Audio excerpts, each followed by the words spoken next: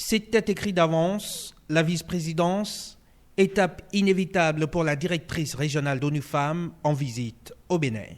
Car en ces lieux, c'est une femme qui fait tourner la machine d'État dans le rôle que lui a assigné la Constitution béninoise. Et aujourd'hui, nous avons parlé des droits des femmes, nous avons parlé de la représentativité, du leadership féminin.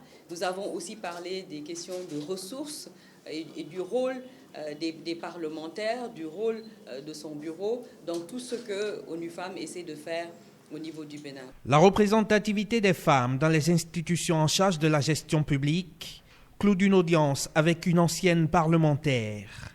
Et comme par hasard, un peu plus tôt dans la journée, Oulimata Sarr a tenu conseil avec les femmes députées de la 8e législature. Elle m'a rassurée que dans les réformes qui sont à venir pour la prochaine législature, que les femmes auront au moins un minimum de 24 postes de députés, en plus de tout ce qui sera possible. Donc c'est une bonne voie.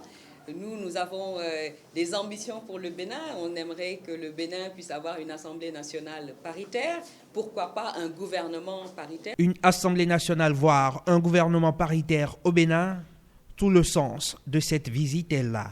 Un plaidoyer pour une valorisation du capital féminin. De votre plan national de développement parle de capital humain, c'est un des piliers importants, le grand H comme on dit. 52% de ce capital humain, ce sont des femmes.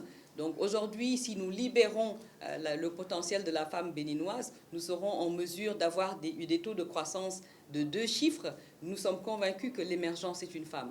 2 femmes de pouvoir qui discutent de l'avènement d'autres femmes au pouvoir. De la vice-présidence de la République du Bénin à la direction régionale d'ONU Femmes, il y a comme une intelligence partagée sur les questions d'égalité genre et d'autonomisation de la femme.